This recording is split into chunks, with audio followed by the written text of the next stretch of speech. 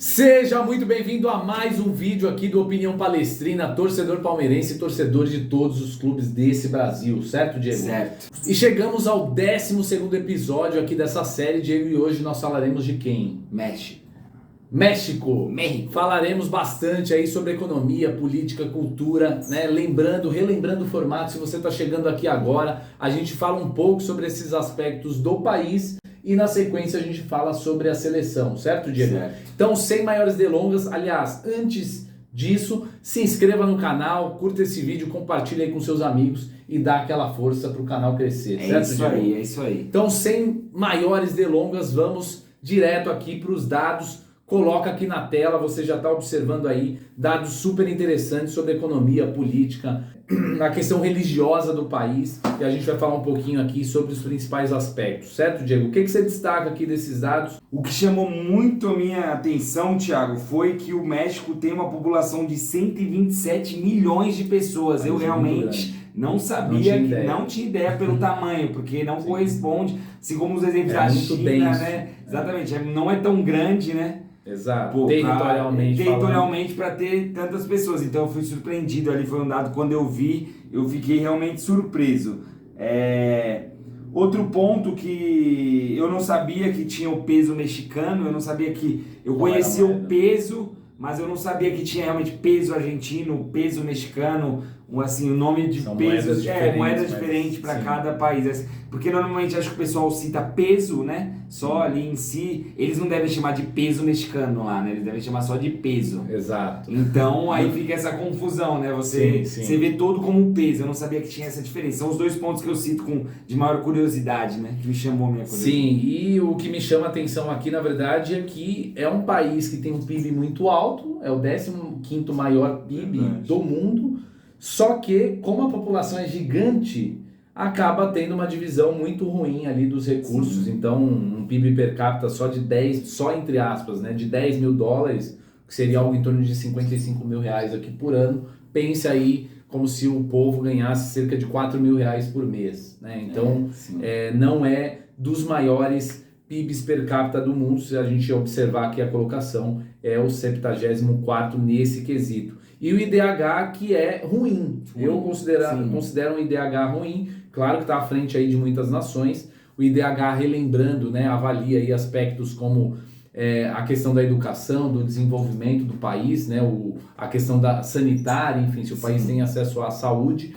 Então, é um país que carece ainda de desenvolvimento, né? Mas tudo isso aqui você consegue observar aí como um grande plano de fundo, justamente para a gente dar esse panorama sobre essa nação. E aí a gente vai falar agora da segunda parte, que é justamente o selecionado mexicano, Diego. Vamos lá. Vamos começar pelas conquistas, né, como de praxe. O México, ele tem uma Copa das Confederações em 99, né, além de 11 Copas de Ouro da CONCACAF. Ganhou sua primeira em 65 e sua última em 2019, bem recente também, né? Sim. Seu último título.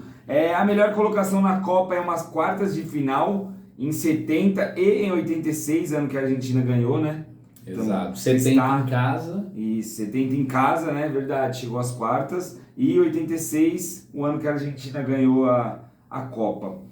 Em 16 participações, então participa bastante, participa né? Quase sempre, né? Não chega muito longe, com né? os países da América do Norte. Lembrando que as seleções da América do Norte são mais fracas, né? Então o México acaba disputando ali. Acaba entrando quase em todas. Exato, né? Não só as da América do Norte, porque são poucos países, né? Canadá e Estados Unidos, mas os países ali da América Central. Então são com esses países que ele disputa, e a Liga Mexicana não é ruim. Sim. É uma liga relativamente forte. Mas o que surpreende aqui, ó, nesse dado de futebol, é que o México é 13º no ranking FIFA. Sim, tá muito bem colocado. Para a FIFA ele tá aí bem, né? Tá livre.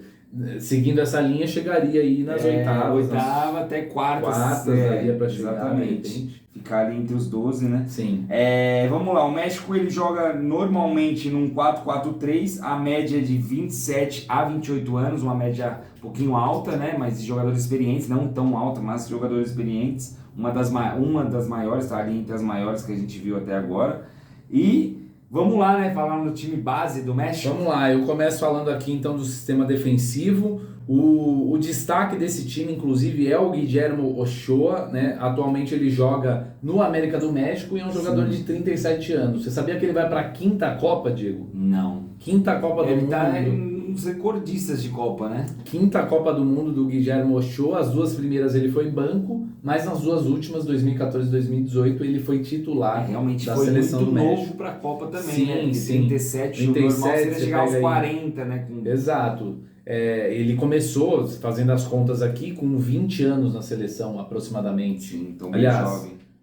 Fazendo as contas aqui, ele começou com mais ou menos uns 17 anos na seleção. Isso. Porque se é a 5ª Copa, são 20 anos aí, ciclos de 20 anos, então ele tinha entre 17 e 19 anos aproximadamente, né? Depende de quando ele começou ali. Sim. E aí na sequência nós temos o Néstor Araujo, também joga no América do México, 31 anos. Na sequência, César Montes, joga no Monterrey, também do México, 25 anos. E aí, 2 jovens jogadores completando ali o sistema defensivo. Kevin Alvarez, joga no Pachuca, do México, 23 anos. E o Gerardo Arteaga, ele que joga no Genk, da Bélgica, e tem só 24 anos, Diego. Agora vamos falar aí do meio campo, né? Parte de meia, começando com Carlos Rodrigues, né?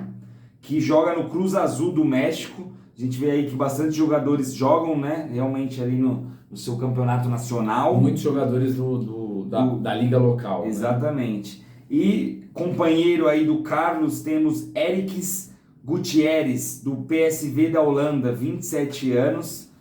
Também fechando o meio campo, o Luiz Chaves, do Pachuca do México, 26 anos. E nosso trio de ataque, né? Começa com Uriel Antuna, do Cruz Azul do México, tem 25 anos. Alex, do Guadalajara, do México, tem 24 anos. O Arvin Lozano, do Napoli, da Itália, tem 27 anos. O México é treinado pelo Gerardo Martino, de 59 anos, argentino, e comanda esse time desde 2019, Thiago. Desde janeiro, né? Pegou aí praticamente também um ciclo de Copa do Mundo inteiro e vai comandar a seleção do México. E aí nós chegamos ao craque e o artilheiro aqui, essas 2 sessões, certo, Diego? Sim. Que a gente coloca como sessões especiais. A primeira, o craque, não tem como ser diferente. A gente colocou aqui como Ochoa, justamente por toda a sua experiência, né? Ele vai para a sua 5ª Copa, como a gente mencionou. São 129 jogos. Exato, sendo que ele foi titular nas 2 últimas. Sim. E é o goleiro com mais atuações pela seleção do México, 129 jogos, ou seja, um cara que tem presença carimbada. Exatamente. Então ele é o jogador diferente assim desse time. Claro, você tem jogadores ali, por exemplo, a gente vai falar do próprio artilheiro, né, que é o Arvin Lozano, que joga no Napoli, talvez seja o time mais forte aqui de todos esses titulares da seleção, né, guardadas as devidas proporções, já que o América do México é um bom time localmente e tudo mais, mas não tem um destaque internacional que tem o Napoli, por exemplo, né? Então a gente vai ficar de olho aí no craque dessa seleção do México, vai fazer muita diferença aí para sua seleção. E o artilheiro é o Arvin Lozano, né? Maior artilheiro da seleção atual, ele que tem 16 gols em 59 jogos. Não são números de encher os olhos, né? Mas também não são ruins. Exato, mas é o homem-gol aí dessa seleção. O México que está no grupo C com Argentina, Arábia Saudita e Polônia, né?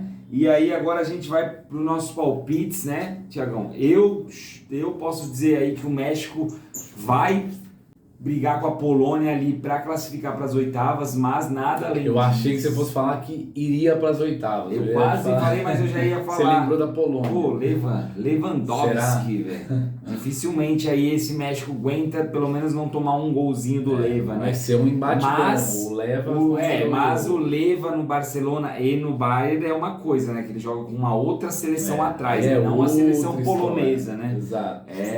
Mas eu acredito que vai brigar ali realmente para chegar nas oitavas e dali se despedir da sua, né? Não deve ir muito longe, né? Eu também compartilho da mesma opinião. Acho que vai brigar pela classificação para as oitavas com a Polônia. Aí pega o Brasil e aí já sabemos o que acontece. Mas aí não tem condições de avançar ainda mais, né? Uma seleção que carece ali de jogadores com mais destaque, né? Que joga em grandes ligas, né? É um futebol muito local ainda, na verdade é uma seleção muito local, né?